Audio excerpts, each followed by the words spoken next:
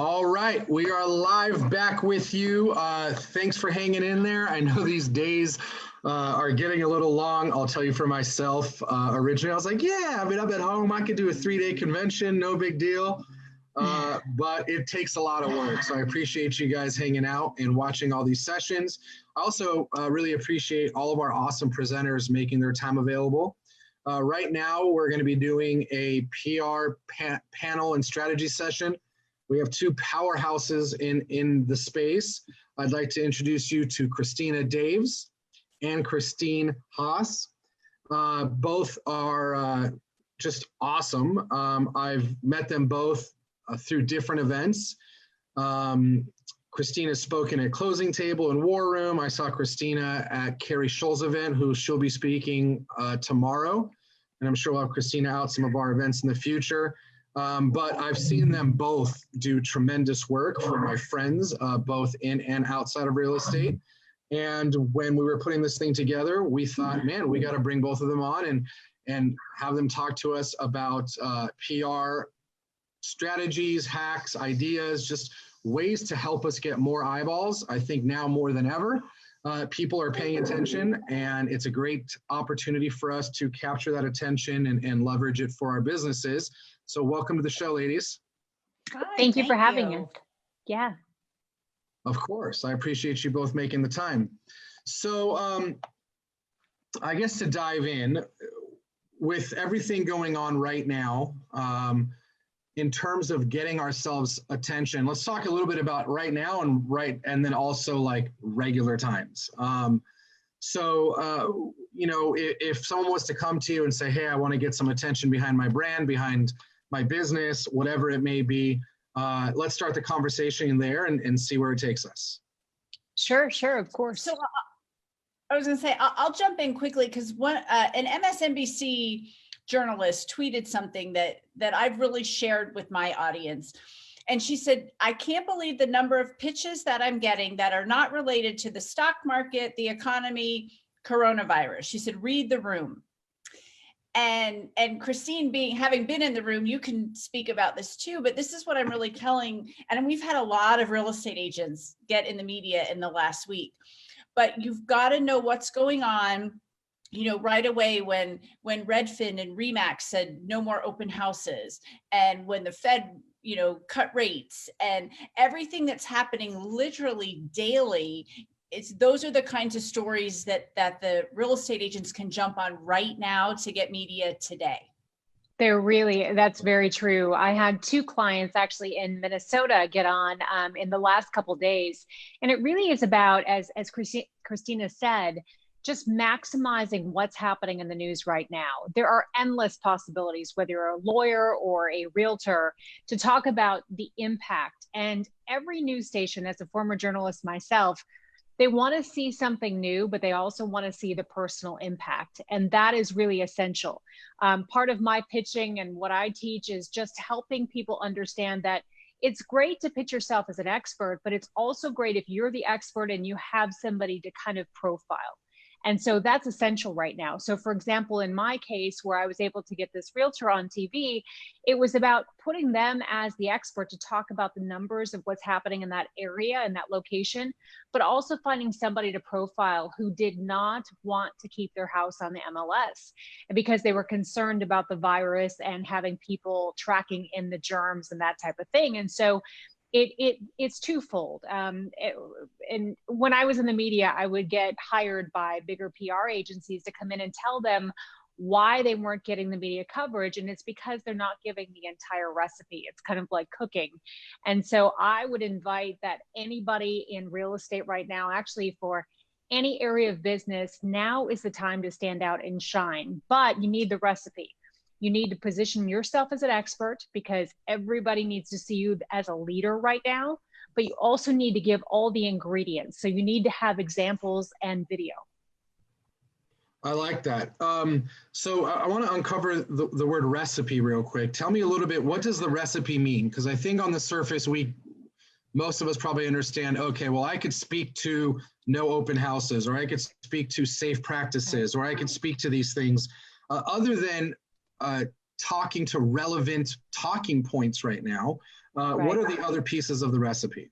It really depends on which media you're pitching. If it's online, it's a little different. If it's TV or podcast, it's a bit different in itself. So specifically for TV, and that's where everybody really wants to put their money right now because of everybody being on their mobile device and everybody glued to the news. It really is positioning yourself as the expert and having somebody as an example to really amplify what you're saying or the proof, so to speak. So for example, if you're saying that, you know what, I'm seeing a huge decline in the number of people who are listing their house right now because they're concerned about the virus and tracking that in, you also want to tell that reporter that that day when you're pitching them, you also have somebody that is one of your clients or somebody that you know available to basically back up your story. The biggest thing right now is that the media is overloaded. And the good news, so to speak, right now is that it's so much easier to pitch because everybody's doing what we're doing. We're working from home. They're not having to travel to studios. The reporters are not coming out to you. So if you give that whole package, so to speak, everything is going to be right there for you. So you're going to be able to really just kind of give all of that to somebody and say, hey, I've got the easiest story for you and it's going to be right there compact and here you go. And they're going to be so grateful because you're basically doing the homework and the legwork for them. And one thing I'd like to add on to that, when you actually send your pitch in, tell them you understand that it's all remote, it's all virtual, and that you have the equipment to give a good interview via Zoom or Skype, and you understand lighting and sound so that they think, oh, this is great. We don't have to worry about this. We can get them on. They're going to look good. They're going to, be well lit, have a nice backdrop, that kind of stuff. So again, the easier you can make the job for the journalist, the easier they're going to say yes. Mm-hmm. That makes a lot of sense, true. Right? I like that. Very true. So if I'm in that position, I want to put some content out. I'd like to get picked up either on TV or in an article or whatever. What's my outreach look like? What's the best place to start? We'll have both of you answer that if you could. I always say start local because that's your easiest platform. And that's where you can provide the most value. And right now, that is the key to this. This is what I'm telling all of my clients, everybody trying to do this. There are people who are hiding under rocks thinking, oh, this will just go away and I'll come back. And then there, as Christine said, there are the leaders who are jumping in and leaning in and standing up as a leader in your local community where you can do the most value to the people around you. And that is the easiest place to pitch. It's easy to pick up a phone and call your local newsroom, call your local, or you can even just Google now. I don't know how many people are answering that. I know the newsrooms will still have somebody answering. I don't know if your local papers are going to have a person on the phone, but you can Google who writes about law for this publication, who writes about real estate for this publication. And you can find these people and connect with them. And again, do, as Christine said, give them the perfect recipe for the story. And it's going to be hard for them to say no. And I would just kind of piggyback on that. I do agree with local, but I think it really depends on your goals. So at this point, you can get national conversations so easily as well. There's something called HARO, which is Help a Reporter Out, HARO. And if you just subscribe there for free, you can get on and every day see these reporters reaching out, writers from all different backgrounds. Sometimes it's podcasts, sometimes it's national media, sometimes it's Forbes, sometimes it's the Today Show. And it comes twice a day. And so I would encourage anybody who's interested in getting in the conversation in media to subscribe to that. Again, it's free. So what you do is you just have to respond by the deadline. And so, when you say, what's the first step? Who should I work out, consider reaching out to? Yes, you can do local, but you can also look at some of a bigger stage right now. This conversation is universal across the country. And right now is the time to stand out. I just have not seen a better time for people to get in the media if they are able to do so, because everybody's on their mobile device, everybody's watching the news, and everybody's wondering, especially in real estate, what's going to happen. Now, I'm sensitive and I understand from my clients that real estate right now is a tough time. It's going to be a tough time. And being transparent and not being, having the crystal ball and saying, oh, no, everything is fine, and trying to put on a sales pitch is a really bad idea. Right now, you need to be transparent. You need to say, this is what we're going through. This is a tough time, but it makes you a voice. It makes you a thought leader in all of this. And I would just say, yes, it's great to be local, but right now, if you could get a national spotlight and use that on your social media, you were just featured in, maybe it's BuzzFeed. I just had a couple clients who were interviewed for several different online sites. Big stuff. Be able to put that and show that during this time on your social media, you were just quoted. So now you look like, oh, real estate is dying, but look who is standing out. Look who is doing the work right now. I just saw a post the other day, and I love the quote. It was, a year from now, you're going to wish you started today. And that is so true. Fear is paralyzing right now for every single industry. Nobody is going to say, oh, no, this is nothing. It's going to pass quickly. It's going to have an impact on every industry, and what you do with it and how you position yourself right now is so important.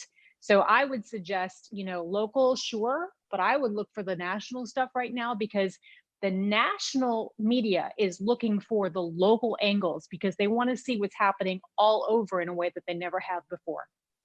Very interesting. You brought up Harrow, and I will second that 100%. In the last 2 days, we've had 3 people placed: Realtor.com, Real Estate Magazine, and Bankrate. So, and those all came from Harrow. So and that's Harrow. Quickly. Go ahead, sorry.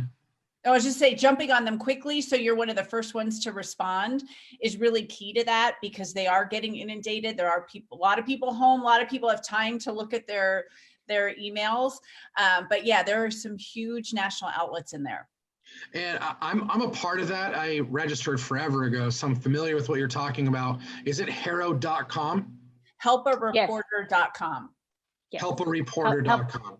Help a reporter out is HARO. Yeah. Yeah. But there's no out in the email address. I mean, in the domain.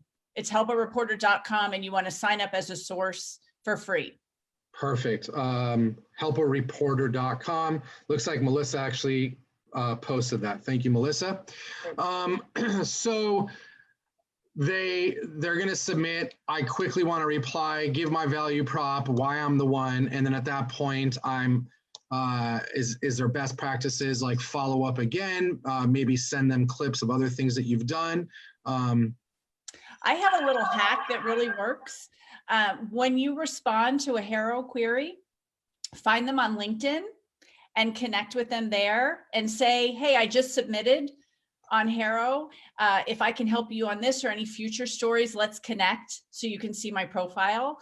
And I actually had somebody who ended up on NBC Nightly News doing that, because the query that they needed, they had filled that story, but they had just gotten contacted by NBC Nightly News about a real estate story and used that agent.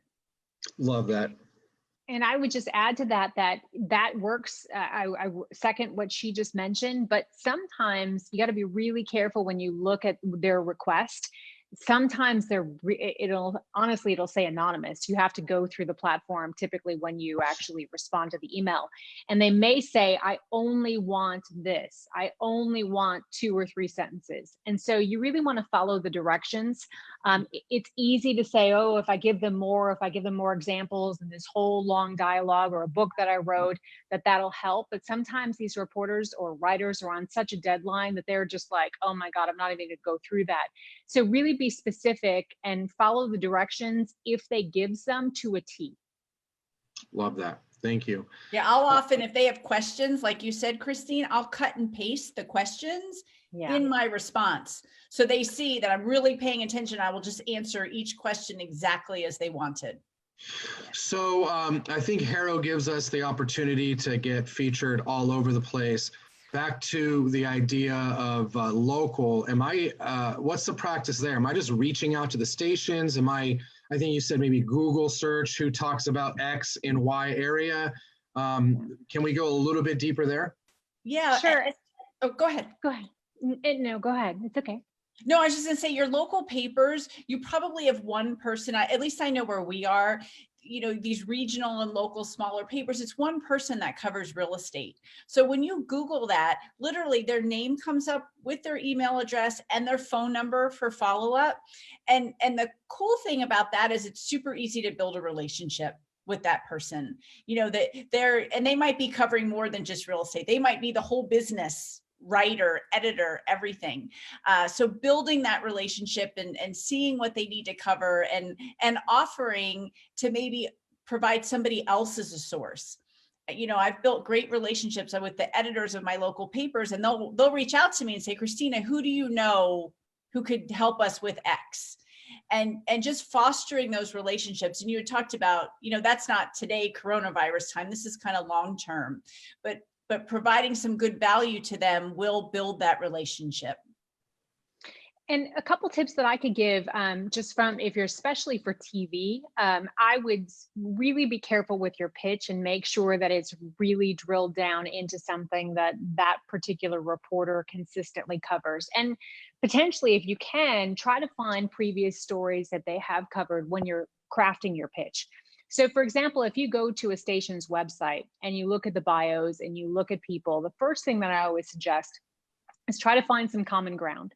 Maybe you went to a similar university, or you went to, some other school that somebody has a connection, or your hometown is the same, and find that common ground. Then when you see that you have that, I always suggest, and many times these stations lately will list the stories that those particular reporters have done in the last week or 2 weeks below their bio or somewhere on their website.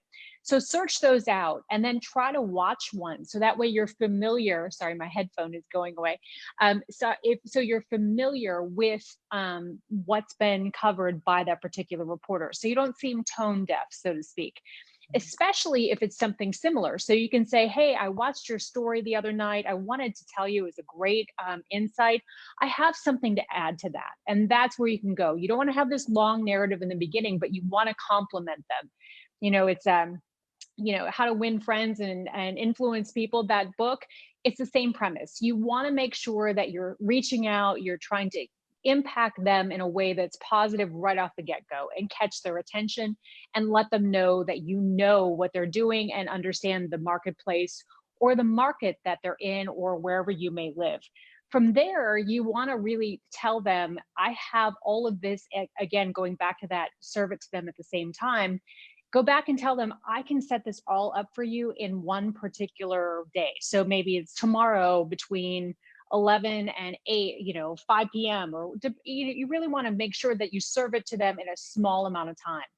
Also, these reporters operate on different times of newscasts. So there's a dayside reporter and then there's a nightside reporter.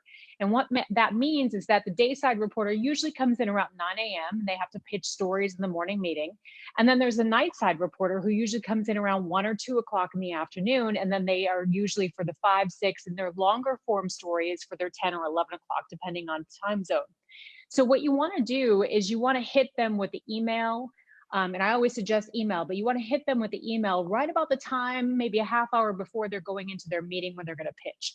So if it's a 9 o'clock kind of thing where they're a dayside reporter, and again, you have to do your homework. You have to watch the newscast. If you're in that area and you're local, find out who's consistently on the news during the day versus in the evening.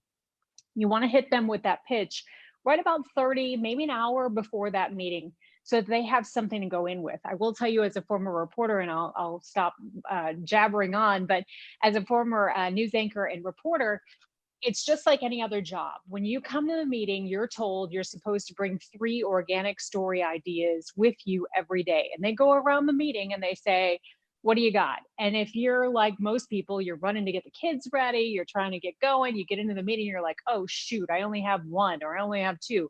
So if you're that person who provides the story idea that's unique for them in their email box, it's right there, they're going to pitch it. Or in my case, having a PR agency now, I text these reporters and say, hey, I've got something if you don't have anything lined up today. And then once you have that communication or that rapport with them, you're going to get home runs all the time. But I really, really advise watching your local station, knowing the traffic and the consistent pattern of the reporters and writers, and then go from there from your pitches to make sure that you look like you really know what you're talking about and that you pay attention to the news station. Love that. Something that I think both of you touched on very quickly is the idea that, you know, we can repurpose this stuff, right? So we get in an article or we get on the news or whatever, the idea of repurposing that, bringing it back to your social, maybe doing a chop up of it, a write up of it. How are you guys teaching your clients to get maximum opportunity out of a singular segment or piece that they're featured in? Yeah, we do exactly what you said. We turn it into a blog post. We turn it into a LinkedIn post. We take shorter snippets for Instagram, for Twitter. We put it everywhere. Of course, YouTube, anywhere and everywhere. We'll transcribe the segments. So you've got that long form for SEO, you know, putting it on your website, on your blog. So absolutely. And then the most important thing are for the listing appointments. You know, when you walk in and you can say, hey, I had one client who was in realtor.com 30 times in 6 months. And we used to just laugh about any question they had. He had a little file and he's like, oh, here you go. I was in realtor.com on that topic. Oh, here you go. And when you do that, it's just so much credibility. Like, are you kidding? Totally.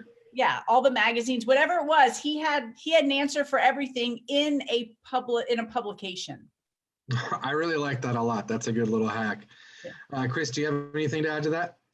I would just say that I often tell clients that, you know, especially those who hire me, especially for like 3 months or 6 months, I always say not to talk myself out of a job, but you really only need me short term.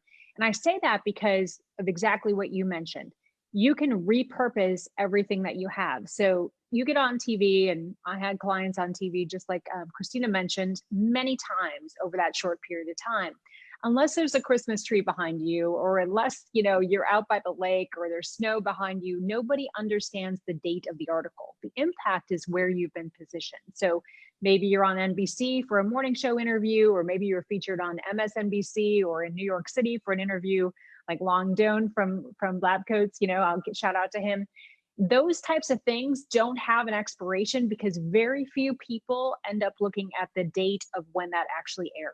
So that's powerful. And it means that, you know, you get those, you really put an effort together, do, you know, many placements in a short period of time, and then use those in your social media.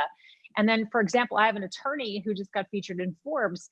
And so we're going to do a press release. I don't believe in press releases unless it's breaking news, because it usually doesn't get much news coverage. But I do believe in press coverage, press releases for the positioning of whatever brand you have.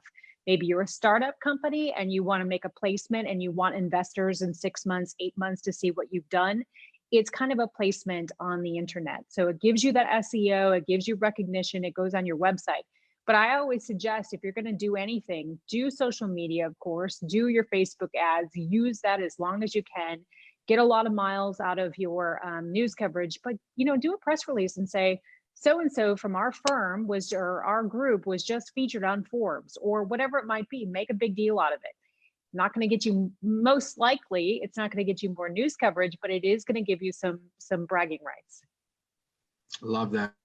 So could we like go on to stuff like Haro and find what maybe someone in a different market or on a national level is looking to find specialists on, and then take that idea, maybe spin it a little bit and go to our local news outlets and say, hey, I have a great idea. Why don't we talk about XYZ? Sure. I think you, oh, go ahead. I'm sorry. No, I know we both agree on all this. And it's funny you say that, Sam. I have East Coast and West Coast clients. So when I get an East Coast client on something, we'll send that idea, we'll send that television clip to the West Coast client and say, hey, NBC here, love this story. You know, peek around, and by now we know like what their stations are covering. Like Christine said, you've got to know the room, you've got to know what they're doing, but you could pitch that similar story and vice versa. So whenever we get in, you know, a local magazine or local whatever, we'll send it to clients in other areas, and it works. If one journalist likes it, odds are another one is going to like it too. Yeah, for sure. It really is a good idea to use what's happening in other cities and localize it for your own clients, or for, in this case, where somebody's watching If you see something trending in Los Angeles, even if it's not the exact same story, it's an angle that maybe you could look at.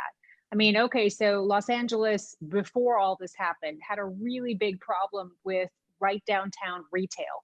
So, you know, the story that we were getting our clients on was really to talk about Beverly Hills being kind of a ghost town in the commercial real estate space.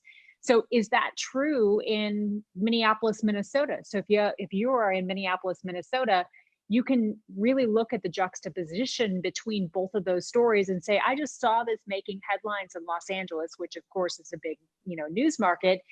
In Minneapolis, we're seeing the opposite trend. And I want to tell you why we're thriving as opposed to what's happening in other parts of the country. That's a news angle in itself. So you look for inspiration. You don't have to have the exact same dialogue. You can totally contradict what's happening, but it's a reason for the news to say, that's interesting, that's new, that's an angle that we have not thought of. And so you want to think of it from your own perspective of like, what do I care about? What am I watching? What am I reading? What's going to catch my attention when the news is on? Am I going to stop in front of the TV or am I going to turn the channel? If it's educational, I mean, I always try to do the broad umbrella. What makes news? It needs to be educational. It needs to be informative. It could be heartbreaking. It can be emotional. It can be funny. All of these elements really, oh, and of course, breaking news. Those topical things are always important as well.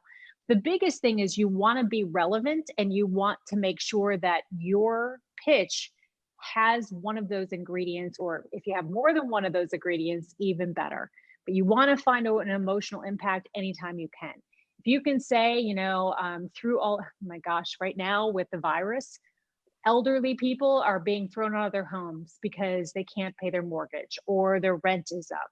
That's an emotional heartstring for anybody. So that's a pitch right there. Like if you're a realtor or if you have seen this or have a way to get to that, position yourself as an expert and look for those case study stories out there of people you know who have those heartbreaking, unfortunately right now, stories out there, because that's what's really going to get the headlines. Love that. So for those of us that are watching, if you have questions for either one of these fabulous ladies, go ahead and throw it in the comment box. And I know there's a little bit of a delay. I'll try to catch them. I think both of you, while the questions come in, if they do, both of you play in this space a little bit different. I think, Chris, you actually help people get on. And then Christina, I think you more educate them on how to do it. Is that right? Correct. Why don't we start with Chris? Chris, tell us a little bit about how you structure your service, and then we'll ask Christina the same thing. Should anybody want to reach out to you and leverage your services? Sure. No, absolutely. Yes, I do kind of the done for you program where people come to me, pay me a monthly retainer, and then get on TV. I right now think that this is the time to shine. Of course, I've seen some clients who have really blown up because of this, and they maximize this opportunity. You know, you've got to help your own mind sometimes and think, okay, this is tough right now. This is going to be tough in 30 days, but third quarter, where am I going to be and where are my competitors going to be? And how do I make sure that I can put myself to a place of where I want to be in the third quarter? So yes, I do the done for you services, but I also have a course that I just produced as well. Specifically for, in some cases, realtors. I'm working with some of the folks in your group to launch this course that gives a whole list of email addresses, cell phone numbers of any reporters and writers in the real estate specific niche. I want people to understand that right now that the voice is big. You have a huge opportunity ahead of you because real estate is going to be impacted and the media is not going to forget about that. So you can always find me at christinehaas.com and for more information. Cool. And that's HAAS, correct? That's right. Yeah. Hopefully you can put that in the chat. Yeah, I'll throw it in the chat. You're also tagged in this so people can reach out to you direct on DM. Christina? And I also have I was just going to say quick, I have a Facebook group called Media Max Out. If anybody wants to join, it's all free content. Every day I'm out there with news stories, and I'm always happy to freely give advice on how to craft your pitch. We just started it. I think we have about 200 members now, but it's called Media Max Out. If you go to my Facebook page, I'll admit you, and then I'm always giving plenty of news stories for free. Love it. Christina, tell us a little bit about how you offer your services.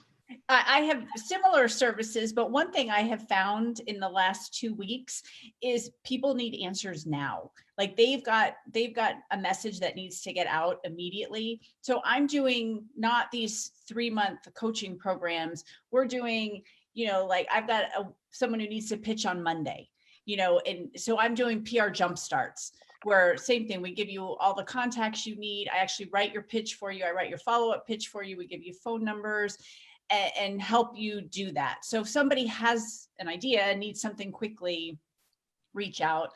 And we didn't even talk about this, so I hope I'm not overstepping, but we did talk about Harrow. I have a guide. I'm actually one of Harrow's biggest success stories, and I've been featured on their site. So I actually did a guide on how to respond really effectively. So it's free. It's just, so if that's okay. Yeah, how do people get it? Free gift from Christina.com. And it literally tells you how to respond and get them to answer back quickly. Love that. I don't see any questions coming in, but I do see a lot of people watching and enjoying this. Any other thoughts on anything before we wrap this thing up? I'll just say, and Christine, we have the same sentiment on this. This is the opportunity of a lifetime to stand up and to lead in your space. And you can get to the most amount of people through media. I know of no other way to get yourself exposed to tens of thousands, hundreds of thousands. You get on national millions of people. But I'm telling my clients, it's almost your duty to share your knowledge and your value, because there are a lot of scared people out there, and we're all looking for answers. So if you have something you can share, please do that through the media and get out to as many people as you can, because you do have a gift and you can help people. Love that. And I would just say that knowing the media right now, everybody is hungry for this. And there were so many barriers before, especially in TV, with getting the logistics settled and, which part of town are you in, and can the news station get to you at that specific time and put it in the perfect package. But right now, because of this virtual communication and the ability to do Zoom interviews and that type of thing, you really can get on in different areas of the country where you never thought you could in that quick of time. So really maximize that. So many things are rough right now, and I get that. And I, certainly commiserate with so many people dealing with this. But think of the options that are out there that were never there before. We are changing in so many ways. Hopefully, some of these things will continue to adapt with the media as we go. They were so locked down before where they wouldn't take previous video or interviews from you, especially in this type of format or this type of story. Real estate stories, they're not going to take your story and just package it up. They'd want to come out and interview you personally. In this case now, they'll put you on a Zoom, a Skype call, a FaceTime. I had a client on in Atlanta, Georgia, and they were able to do that Skype from Minneapolis, and they were able to talk about a trend in Minneapolis. And honestly, it happened so quickly.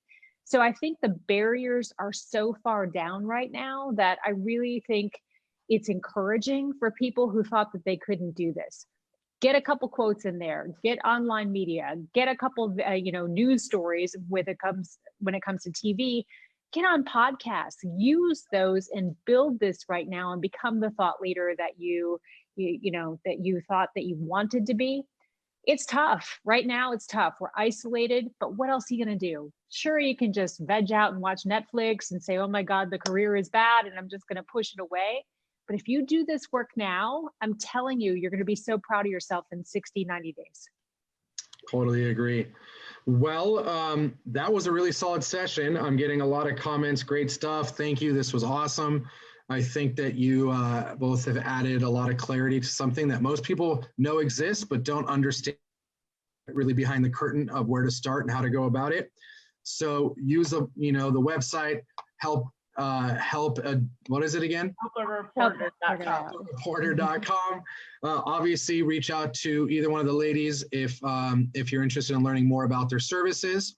With that said, we'll wrap this one up here in just a minute. At 2:30, we're going to have Andrew Greer back live with one of my favorites, honestly, one of the smartest guys I think I've ever met in the world, Roland Frazier.